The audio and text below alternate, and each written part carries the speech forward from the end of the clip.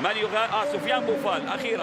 أخيرا شاهدناك يا سفيان، أخيرا شاهدنا سفيان. اللاعبون اللي على أرض ملعب سيكمل المباراة حتى نهايتها. هذا بوفال سريع بألعابه، مهاري وسريع. الدقيقة الأخيرة بل حتى اللحظة الأخيرة. الغلطة من لمينا، تعود من جديد، يتم إنقاذ الموقف. تصل عند اللاعب بوفال. هذا بوفال، هذا الرائع سفيان يا سفيان يتقدم. سفيان 1-0 سفيان المغربي، سفيان العربي. هدف رائع، أجمل أهداف الأسبوع، ربما أجمل أهداف الأسبوع. اسمع يا موريسيو بيغرينو، هذا اللاعب لا يستبير، إنه لاعب قدير، إنه هداف كبير. نعم يكشف إمكانيات نجم منتخب المغاربة، منتخب أسود الأطلس. هيا يا هيرفي رينار، مباراة كوت ديفوار قريبة.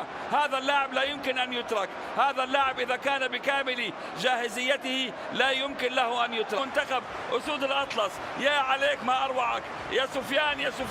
هذا هو الهدف، وهذه هي الروعة، هذا هو اللاعب الذي يؤكد إمكانياته. مر من 1 من 2 من 3 من 4 وهدفنا حتى بهدف دييغو مارادونا في مونديال المكسيك 86، وذكرنا أيضا بهدف جورج ويا الليبيري الذي سجله لميلان بمرمى فيرونا عام 96. 1-0 روعة يا سفيان.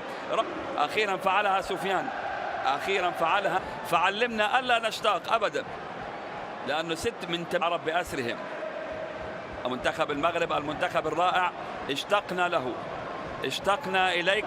هيا يا هيرفي رينار، سفيان جاهز ليلعب أمام كوت ديفوار. مباراة يترقبها لعل كلمته وتفوق بمهارته. سليم تماما، لكن هي مسألة التغييرات.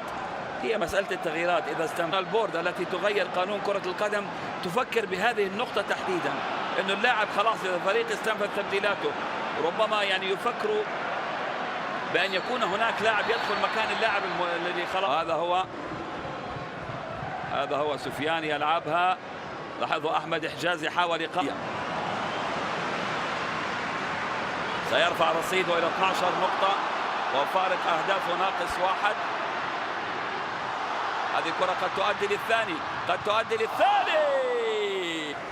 شوف سفيان بوفال سيكون حديث الساعة. يا سلام على سفيان، عمل هدف وعمل أسيست، أو كانت قريبة من أسيست، نقول أسيست. يوليس حاول أن ينتزع نقطة ولكنه لم يحسب حسابا لمهارة هذا النجم العربي المغربي سفيان بوفال. رائع يا سفيان، وهدف للذكرى و3 نقاط ترفع فريق ساوثهامبتون من المركز الرابع.